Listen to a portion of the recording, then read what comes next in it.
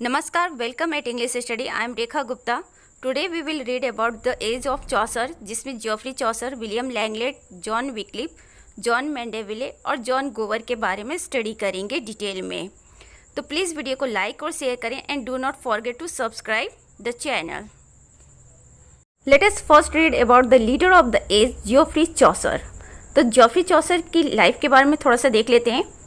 For convenience, the life of Chaucer is divided into three periods. The first of 30 years includes his youth and early manhood, in which time he was influenced almost exclusively by French literary models. तो Chaucer की life को 3 periods में divide किया गया, जिसमें first period में 30 years include होता है, जिसमें चौसर की यूथ और अर्ली मैनहुड है। और इस पीरियड में चौसर के ऊपर फ्रेंच लिटरेचर का बहुत ही ज़्यादा इफेक्ट था। The second of 15 years covers Chaucer's active life as diplomat and man of affairs, and in this the Italian influence seems stronger than French. Second जो पीरियड है वो 15 ईयर्स का होता है, जिसमें चौसर की जो लाइफ काफ़ी एक्टिव फॉर्म में होती है, डिप्लोमेट और मैन ऑफ अफेयर्स के रूप में। और इस टाइम पीरियड में इटालियन इन्फ्लुएंस देखने को मिलता है चौसर के ऊपर in the comparison of French. The third of 15 years, generally known as the English period, is the time of Chaucer's richest development. जो थर्ड पीरियड है, लास्ट पीरियड है चौसर की लाइफ का, वो 15 ईयर्स का है और ये इंग्लिश पीरियड के रूप में जाना जाता है, जिसमें चौसर की रिचेस्ट डेवलपमेंट देखने को मिलता है इस टाइम पीरियड में। और इसी टाइम पीरियड में कैंटरबरी टेल्स की जो टोटल स्टोरीज है वो देखने को मिलता है। वर्क ऑफ चौसर, तो फर्स्ट पीरियड में चौसर के वर्क को देख लेते हैं। Some Canterbury tales, romaunt of the rose, translation from French, death of Blanche the duchess और book of the duchess, a poem of considerable dramatic and emotional power for wife of his patron John of Gaunt, complaint to pity, a graceful love poem, ABC a prayer to the virgin, translated from French. तो first period में Canterbury tales की कुछ stories आते हैं, then इनका work है जो कि फ्रेंच ट्रांसलेशन है, रोमांट ऑफ द रोज। फिर नेक्स्ट है death of Blanche the duchess, या जिसका सेकेंड टाइटल है बुक ऑफ द डचेस। ये एक पोएम है, considerable dramatic and emotional power for wife of his patron John of Gaunt. तो जो बुक ऑफ द डचेस है ये एक पोएम है और ड्रामेटिक फॉर्म में है, बहुत ही पावरफुल पोएम है और इन्होंने अपनी पैट्रन जॉन ऑफ गाउंट के लिए इन्होंने लिखा था, उनकी वाइफ के लिए। Complaint to pity, a graceful love poem है ये चौसर की। एबीसी एक प्रेयर है वर्जिन की, जो कि फ्रेंच से ट्रांसलेट किया है इन्होंने। सेकेंड पीरियड में क्या है, ट्रोलस एंड क्रिसेड, बहुत ही खूबसूरत ये पोएम है, 8000 लाइन्स की। Source is Boccaccio's il Filostrato, house of fame, unfinished poem, legend of good women, 9 legends were written of which Thisbe is perhaps the best। तो सेकेंड पीरियड में इन्होंने ट्रोलस और क्रिसेड नाम की 8000 लाइन की ये पोएम लिखी है और जिसका सोर्स है बोकासियो, एक ऑथर है, उन्हीं का वर्क है इल फिलोस्ट्रेटो, उसी से इन्होंने ये सोर्स अपना ड्राइव किया है। और एक और पोएम है हाउस ऑफ फेम, जो कि अनफिनिश्ड पोएम है, कंप्लीट नहीं हुआ है। नेक्स्ट है लीजेंड ऑफ गुड वुमेन, जिसमें इन्होंने 9 लीजेंड्स के बारे में लिखा है, जिसमें थेस्बे जो है सबसे बेस्ट है। चौसर इज इंडेटेड टू दांते, ओविड एंड वर्जिल। ऐसा कहा जाता है कि जो चौसर अपने सोर्सेज के लिए दांते, ओविड और वर्जिल पर डिपेंड थे। थर्ड पीरियड इनकी है Chaucer's masterpiece the Canterbury Tales. तो थर्ड पीरियड में ही कैंटरबरी टेल्स का जितना भी स्टोरी है वो मैक्सिमम कंप्लीट होता है। अब थोड़ा सा कैंटरबरी टेल्स के बारे में देख लेते हैं डिटेल में, क्योंकि ये बहुत ही इनकी इंपॉर्टेंट वर्क है और इससे रिलेटेड क्वेश्चन ज़रूर पूछे जाते हैं। तो सबसे पहले देखते हैं कि कैंटरबरी टेल्स का प्लान कैसे रेडी हुआ था।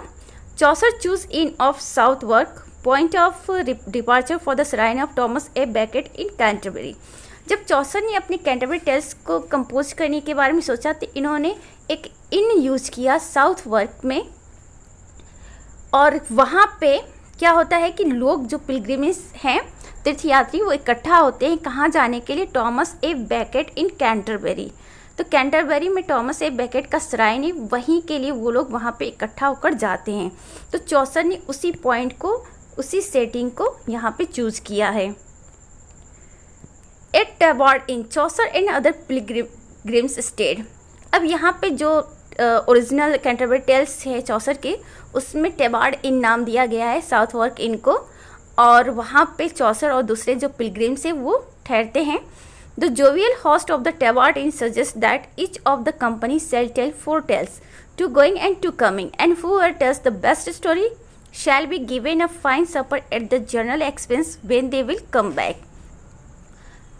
टेबार्ड इनके जो होस्ट थे वो काफ़ी जोवियल पर्सन थे, तो उन्होंने एक सजेशन प्रेजेंट किया सबके सामने जो कैंटरबरी के लिए जाने वाले थे. उन्होंने कहा कि जितने भी लोग हैं इस ग्रुप में वो सभी लोग 4 कहानियाँ सुनाएंगे, जिसमें 2 जाते समय और 2 रिटर्निंग में, और जिसकी स्टोरी बेस्ट होगी उससे सपर दिया जाएगा, मीन्स रात का भोजन उन्हें उनके लिए इनवाइट किया जाएगा रात के भोजन पे, और वो जो रात का भोजन होगा, सपर होगा, वो सभी के एक्सपेंस पे होगा. और ये कब होगा? रिटर्निंग में. The first chance fall to the knight who tells one of the best story of the Canterbury tales the chivalric story of Palamon and Arcite. There are 32 pilgrims and 128 tales were planned but only 24 were written. तो सबसे पहले chance मिलता है night को story सुनाने का, और night एक चिवलरिक स्टोरी सुनाता है पालामन और अरसाइड की. टोटल कैंटरबरी टेल्स में 32 पिलग्रिम्स होते हैं, और साथ ही 128 स्टोरी का प्लान रहता है, बट सिर्फ 24 स्टोरी ही कंप्लीट होता है. Chaucer is to be regarded as first short story teller as well as first modern poet. Chaucer को पहला शॉर्ट स्टोरी टेलर माना जाता है इंग्लिश लिटरेचर में, और first modern poet. Chaucer is also known as the father of English poetry. Pilgrims of the Canterbury Tales. तो थोड़ा सा ये भी देख लेते हैं कि कैंटरबरी टेल्स में वो जो 32 पिलग्रिम्स होते हैं वो कौन कौन से थे. तो the military profession is represented by a knight, a squire and a yeoman. तो मिलिट्री प्रोफेशन को बिलोंग करने वाले कौन कौन पिलग्रिम्स थे? Knight, squire, yeoman. The ecclesiastical by a prioress, a nun, a monk, a friar, a summoner. तो a पार्डनर. तो इस फील्ड में थे प्रायर्स थे, नन थे, मोंक, फ्रायर, समनर एंड पार्डनर. थोड़ा सा स्पेलिंग मिस्टेक है समनर का, तो इसको थोड़ा सा आप लोग देख लीजिएगा.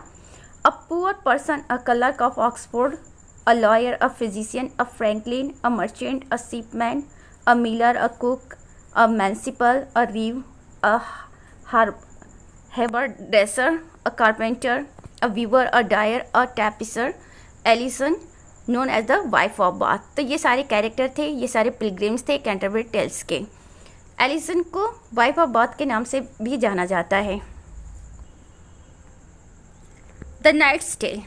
तो थोड़ा सा ये जितने भी कैरेक्टर्स पिलग्रिम्स थे जिन्होंने अपनी अपनी कहानियाँ सुनाई थी, तो थोड़ा सा उसके बारे में देख लेते हैं क्योंकि उससे रिलेटेड क्वेश्चंस भी पूछे जाते हैं. The knight tale. Tale of 2 knights, Arcite and Palamon, who are captured in the battle and imprisoned in Athens under the order of King of Thessus. तो ये 2 नाइट की स्टोरी है. नाइट्स की tell में 2 नाइट्स होते हैं, अरसाइट और पालामन नाम के, जिनको एक युद्ध में कैप्चर कर लिया जाता है, बंदी बना लिया जाता है, और उन्हें एथेंस में कैद करके रखा जाता है. किसके ऑर्डर पे? थेसस के किंग के ऑर्डर पे. While imprisoned in a tower both see Emily, the sister of queen Hippolyta, and fall instantly in love with her. जब ये लोग कैद में थे एक टावर में, तो इनकी मुलाकात होती है, या ये लोग देखते हैं एमिली को, जो कि क्वीन हिपोलिटा के सिस्टर हैं, and both started to love her. The miller story. Miller story क्या है? In many ways the version of knight's tale. Miller की स्टोरी कुछ हद तक नाइट्स की टेल की ही तरह मिलता जुलता है. Is a comic tale in which Nicholas. एक कॉमिक टेल होता है जिसमें निकोलस नाम का एक स्टूडेंट होता है, who lives with John the carpenter, जो कि जॉन नाम के कारपेंटर के साथ रहता है, और उसके साथ उसकी जॉन कारपेंटर की एक वाइफ भी होती है, बहुत ही यंगर वाइफ होती है, एलिसन. निकोलस क्या होता है? He started to love his wife Alison. The reeve tale. Reeve tale में क्या? The story of a dishonest miller Simkin who repeatedly cheated his clients. Reeve tales में एक डिसऑनेस्ट मिलर की स्टोरी है, सिमकिन उसका नाम है. वो अपने क्लाइंट्स को, अपने कस्टमर को धोखा देता रहता है. Which includes a Cambridge college, और इसी में से एक कहानी कैम्ब्रिज कॉलेज के स्टूडेंट्स से बिलोंग करता है। Two Cambridge students Aleyn and John went to the miller to buy meal and corn. Cambridge college के दो स्टूडेंट एलिन और जॉन जाते हैं मिलर के पास कुछ मील और कॉर्न परचेज करने के लिए। But while they were occupied Simkin let their horses run free and stole their corn. और जब तक वो ऐसा कर रहे होते सिमकिन क्या करता है, उनको धोखा दे देता है और उनके घोड़ों को छोड़ देता है, वो भाग जाते हैं वहाँ से और उनके जो कॉर्न थे उसको वो चुरा लेता है। They force to stay that night with miller, और रात भर उनके पास जाने का कोई साधन नहीं होता, तो उस रात को उन्हें मिलर के ही यहाँ ठहरना पड़ता है। Aleyn seduced his daughter Molly while John his wife. तो during that night what will happen, Aleyn one of the Cambridge student seduced the daughter of Miller whose name was Molly, and his one of the friend John, who was the second student of the Cambridge, he seduced the wife of Miller. The cook tale क्या है? Intended to follow the Reeve tale. कुछ खास नहीं होता है, रीव की जो कहानी होती है उसी को वो फॉलो करता है, कुछ वैसा ही मिलता जुलता स्टोरी होता है ये। The lawyer tale tells the story of Constance, the daughter of Roman emperor, who engaged to the Sultan of Syria on the condition that he converts to Christianity. तो लॉयर अपनी कहानी में किसके बारे में बताता है? रोमन एम्पायर की एक डॉटर हैं कॉन्स्टेंस, उन्हीं की एक स्टोरी बताता है जो सुल्तान ऑफ सीरिया के साथ इंगेज होती हैं इस कंडीशन पर कि वो क्रिश्चियन रिलीजन को फॉलो करेगा। The wife of Bath tale, इस कहानी में क्या, her tale is long dissertation on marriage in which she includes her 5 husbands. तो इनकी स्टोरी क्या होती है, वो मैरिज पे होती है और जिसमें ये अपने 5 हस्बैंड को भी इंक्लूड करते हैं। The friar tale, his tale is on wicked summoner, that is why he ask pardon while delivering summon for the court he comes to human. Friar के टेल में एक समनर की कहानी होती है, एक विकेट समनर होता है और इसी वजह से ये कहानी सुनाने से पहले फ्रायर क्या करता है, जो समनर होता है वो भी एक पिलग्रिम्स होता है कैंटरबरी टेल्स का, उससे सॉरी बोलता है, उसके बाद ये कहानी सुनाता है और इस कहानी को सुनने के बाद समनर गुस्सा जाता है फ्रायर पे। तो फ्रायर क्या बताता है कि जो समनर था वो बहुत ही विकेट था और जब कभी वो कोर्ट के समन को डिलीवर करने जाता था तो ह्यूमन्स के पास चला जाता था। The summoner tale, he was enraged by the friar's tale. His tale is on a friar who visited hell and was surprised there's no other friars. तो समनर फ्रायर के जो कहानी थी उस पर गुस्सा जाता है, इसीलिए वो ऐसा टेल सुनाता है जो कि फ्रायर पे डिपेंड होता है और वो बताता है अपनी कहानी में कि एक फ्रायर होता है जो कि नर्क में जाता है और वो वहाँ पे सरप्राइज्ड हो जाता है ये देखकर कि वहाँ पे और कोई दूसरा फ्रायर नहीं है। The angel who was with him lifted Satan's tail and thousands of friars swarmed out from his arse. और एक एंजल उसके साथ होता है जो सैटन्स के टेल को उठाता है और उसके टेल से हजारों फ्रायर्स जो है निकल कर आते हैं। नेक्स्ट स्टोरी है द कलर टेल।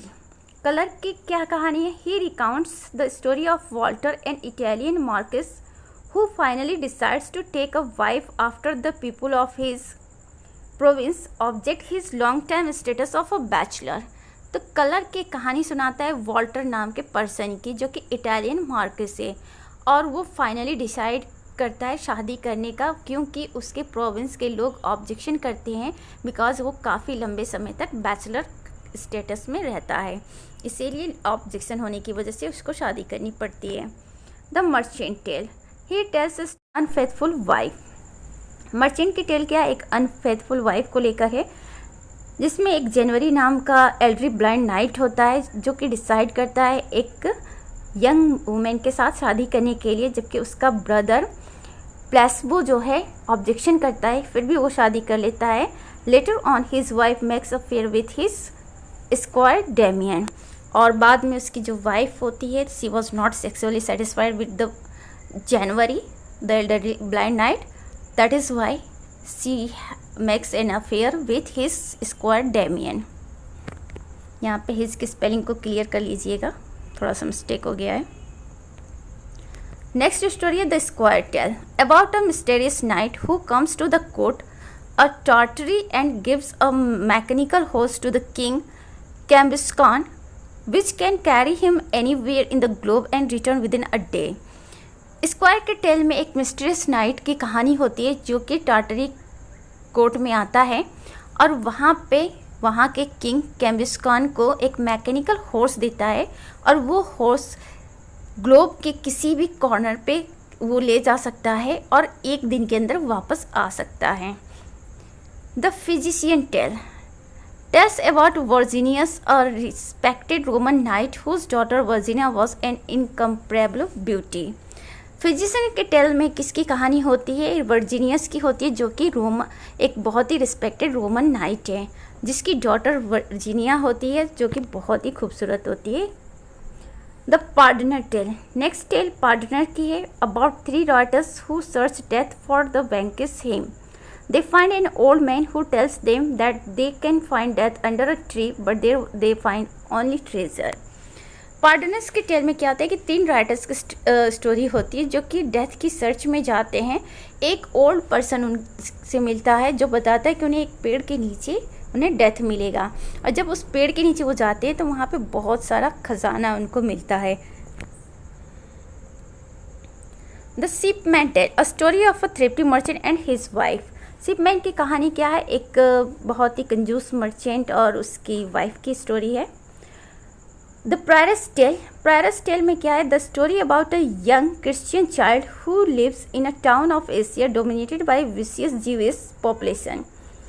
प्रायरस के टेल में क्या है कि एक यंग क्रिश्चियन चाइल्ड की स्टोरी है जो कि एशिया के किसी एक टाउन में रहता है और उस टाउन पे डोमिनेशन होता है किसका? ज्यूइश पॉपुलेशन का.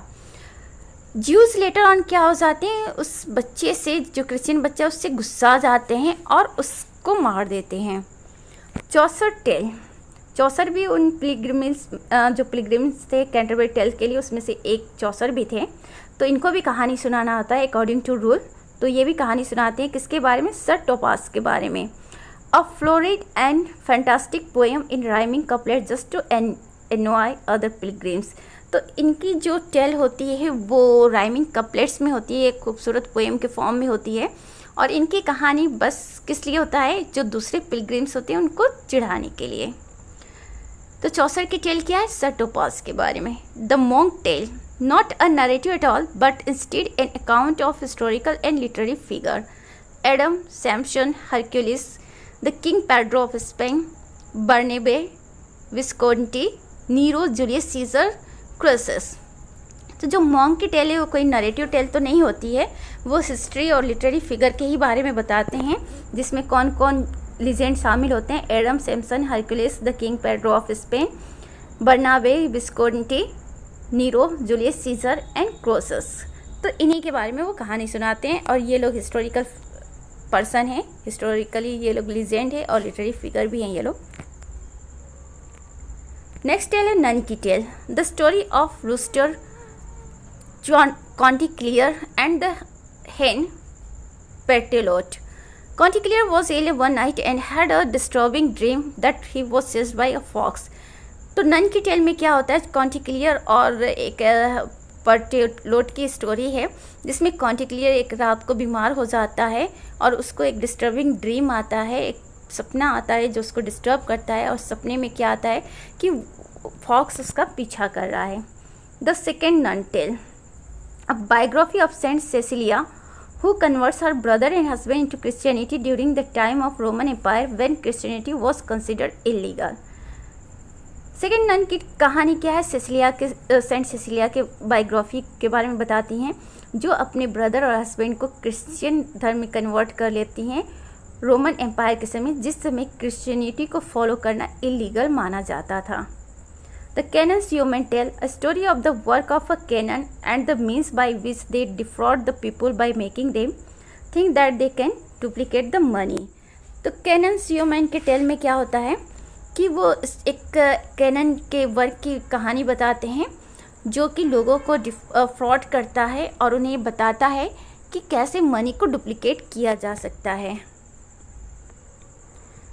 Next story the municipal tale है. The story about Phoebus, when he assumed mortal form, he was a jealous husband. He monitored his wife closely, fearing that she would be unfaithful. मैंसिपल की कहानी में क्या होता है, Phoebus की story होती है, और जब फोबस मॉडल फॉर्म में होता था तो एक जिलस हस्बैंड के रूप में जाना जाता था, बिकॉज वो अपनी वाइफ को बहुत ही मॉनिटर करता था, सो दैट कि कहीं वो अनफेथफुल न हो जाए उसके लिए. The parson tale, it's the final tale, last tale. His tale is not a narrative at all, however, but rather an extended sermon on the nature of sin and the 3 parts necessary for forgiveness: contrition, confession and satisfaction. तो parson की जो tell है वो कोई narrative tell तो नहीं है, लेकिन ये अपने सेरमन से रिलेटेड कुछ बताते हैं कि कैसे जो सीन होता है, पाप होता है, उसका नेचर कैसा होता है, और वो 3 पार्ट्स क्यों ज़रूरी है फॉरगिवनेस के लिए, और वो कौन कौन से 3 पार्ट्स हैं. कंट्रिशन है, कन्फेशन है और सेटिस्फेक्शन है. The tale gives example of the 7 deadly sins and explain them. इस कहानी में पार्सन 7 डेडली सीन के बारे में बताते हैं डिटेल में, और साथ ही details what is necessary for redemption, और साथ ही ये बताते हैं कि रिडेम्पशन के लिए क्या ज़रूरी है. तो ये है फाइनल टेल कैंटरबरी टेल का. मीन्स 24 टेल्स होते हैं, उसमें सबसे लास्ट टेल पार्सन की टेल है, और ये कोई नरेटिव नहीं है, ये सिर्फ बताते हैं कि सीन और उससे रिलेटेड चीज़ें बताते हैं. Prologue to the Canterbury Tales. In this famous prologue, the poet makes an acquaintance with the various characters of his work. तो जितना भी अभी हम लोगों ने कैरेक्टर्स के बारे में पढ़ा है, उसी के बारे में प्रोलॉग में बताया जाता है, और सारा जो कैंटरबरी टेल्स को लेकर जो भी प्लान है, सेटअप है, वो सब कुछ प्रोलॉग में बताया जाता है कि कैसे जाते समय 2 स्टोरी सुनाना है और रिटर्निंग में 2 स्टोरी सुनाने हैं. ये सारी चीज़ें प्रोलॉग में बताई गई है. Form of Chaucer's poetry. Chaucer की पोएट्री के फॉर्म्स देख लेते हैं. There are 3 principals metres to be found in Chaucer's verse. तो चौसर की पोएट्री में 3 प्रिंसिपल मीटर्स मिलते हैं. कैंटरबरी टेल्स में यूज़ किया है चौसर ने 10 सिलेबस और 5 एक्सेंट वाली जो लाइन्स है उसको यूज़ किया है, और कपलेट्स के फॉर्म में है. ये तो कैंटरबरी टेल्स में यूज़ किया है. और सेकंड जो ट्रायल्स में इन्होंने यूज़ किया है, 7 लाइन का स्टेंजा यूज़ किया, जिसको राइम रॉयल के नाम से जाना जाता है, और ये चौसर का ही क्या है, एक तरह से डिस्कवरी है, कह सकते हैं, rhyme royal. Third meter is 8 syllables line with 4 accents rhyming in couplets in the book of the Duchess. Third meter इनका जो है 8 सिलेबल की लाइन है, और उसमें 4 एक्सेंट सिलेबल मिलेंगे. ये भी कपलेट में ही राइमिंग करता है, और इसका यूज़ इन्होंने किया बुक ऑफ द डचेस में. तो क्वेश्चन पूछा जा सकता है कि कैंटरबरी टेल्स में उन्होंने कितने सिलेबल की लाइन यूज़ की है. तो 10 सिलेबल और 5 एक्सेंट की लाइन यूज़ की है, कपलेट फॉर्म में है. और ट्रायल्स में राइम रॉयल का इन्होंने यूज़ किया जो कि 7 लाइन स्टेंजा है. और थर्ड इन्होंने यूज़ किया बुक ऑफ द डचेस में 8 सिलेबल की लाइन है, जिसमें 4 एक्सेंट है, और ये भी राइमिंग कपलेट से. अब चौसर के ही एज के कुछ और भी ऑथर्स हैं, पोएट्स हैं, उनके बारे में पढ़ लेते हैं. तो विलियम लैंगलैंड, ये भी काफ़ी फेमस नाम है, 1332 के हैं. इनका वर्क है Piers Plowman. The whole poem is attributed to Langland, but it is now known to be the work of different writers. Total poem जो है इन्हीं के नाम पर है, विलियम लैंगलैंड के ही लिए कहा गया है कि इन्होंने ही लिखा है.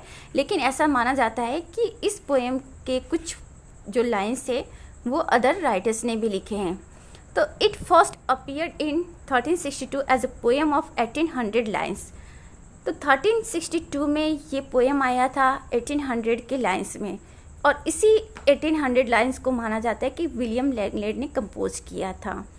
In the next 30 years it was repeatedly revised and enlarged by different hands.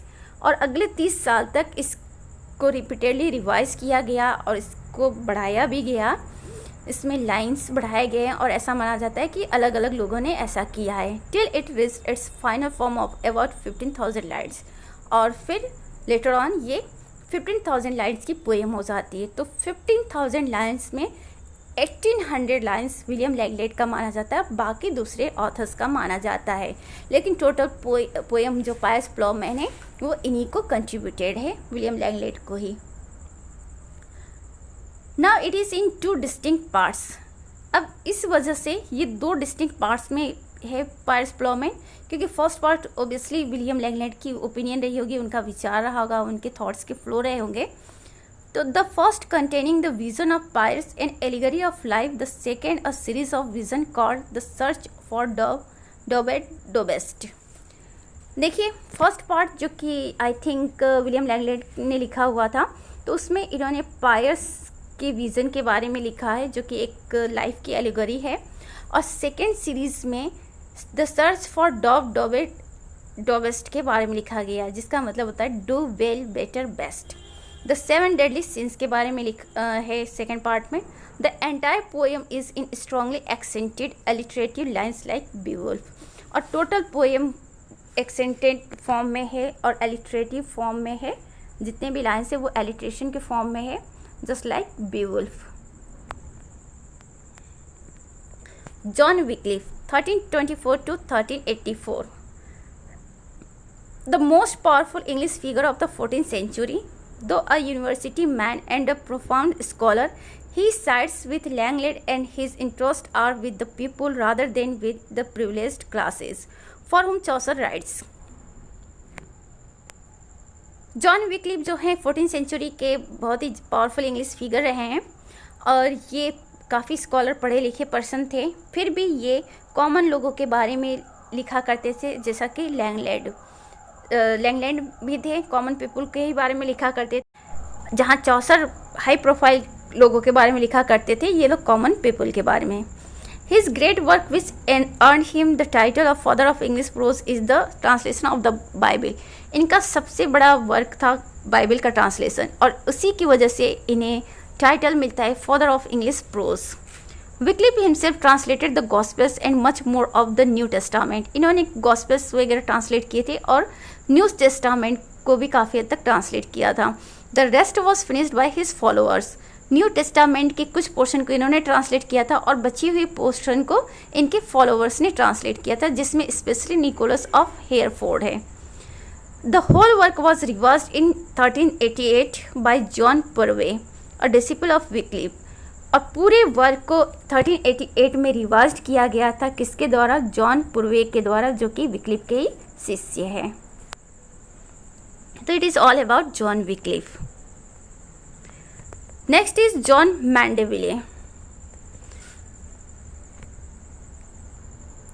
An extraordinary book called The Voyage and Travel of Sir John Mandeville in 1356, written in excellent style in the Midland dialect, which was then becoming the literary language of England.